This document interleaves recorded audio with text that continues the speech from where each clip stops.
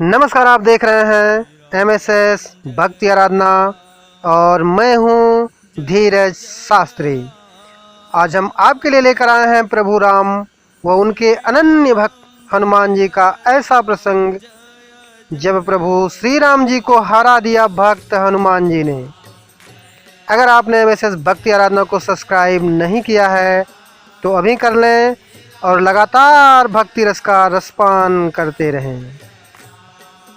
उत्तर रामायण के अनुसार अश्वमेध यज्ञ पूर्ण होने के पश्चात भगवान श्री राम जी ने बड़ी सभा का आयोजन कर सभी देवताओं, ऋषि मुनियों, किन्नरों, यक्षों व राजाओं आदि को उसमें आमंत्रित किया। सभा में आए नारद मुनि के भड़काने पर एक राजन ने भरी सभा में ऋषि विश्वामित्र को छोड़कर सभी को प्रणाम किया।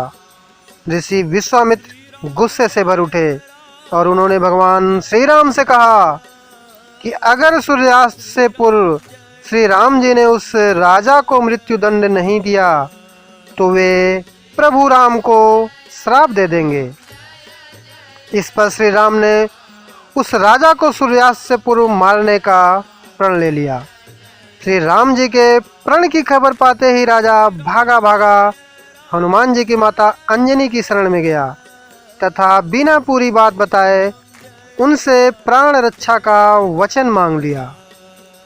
तब माता अंजनी ने हनुमान जी को राजन की प्राण रक्षा का आदेश दिया। हनुमान जी ने श्री राम जी की शपथ लेकर कहा कि कोई भी राजन का बाल भी बाका नहीं कर पाएगा।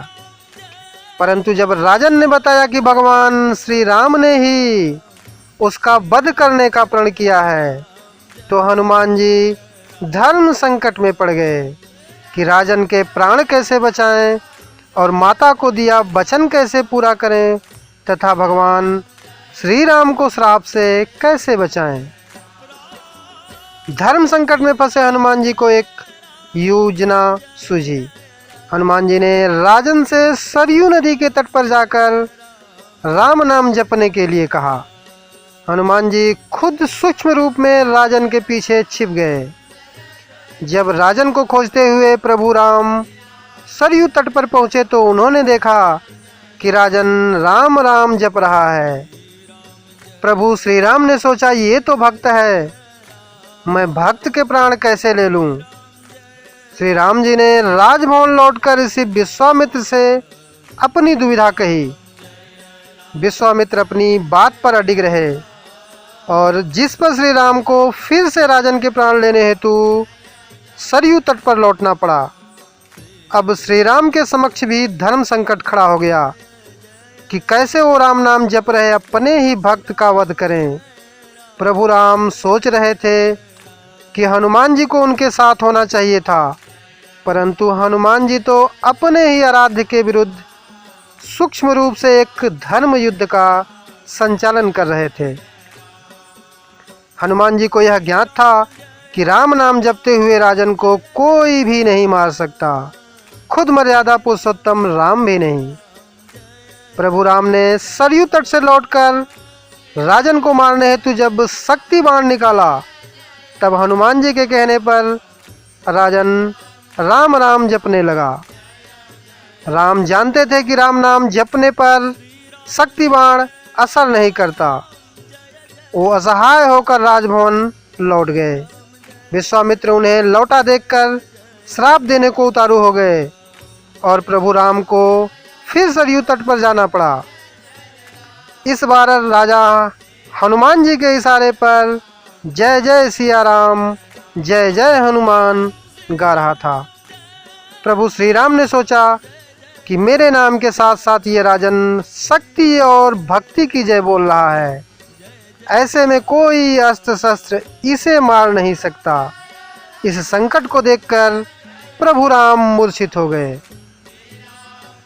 तब ऋषि वशिष्ठ ने ऋषि विश्वामित्र को सलाह दी कि राम को इस तरह संकट में न डालें। उन्होंने कहा कि श्री राम जी चाह कर भी राम नाम जपने वाले को नहीं मार सकते, क्योंकि जो बल राम के नाम में है वो बल खुद राम में नहीं है। संकट बढ़ता देखकर ऋषि विश्वामित्र ने राम को संभाला और अपने वचन से मुक्त कर दिया।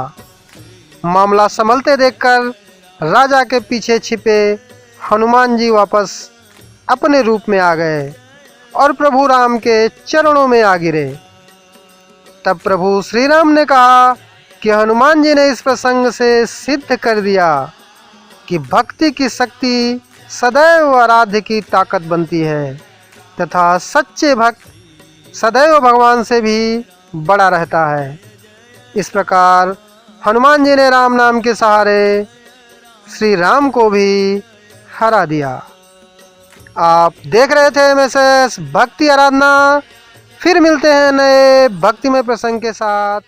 तब तक के लिए धीरज शास्त्री को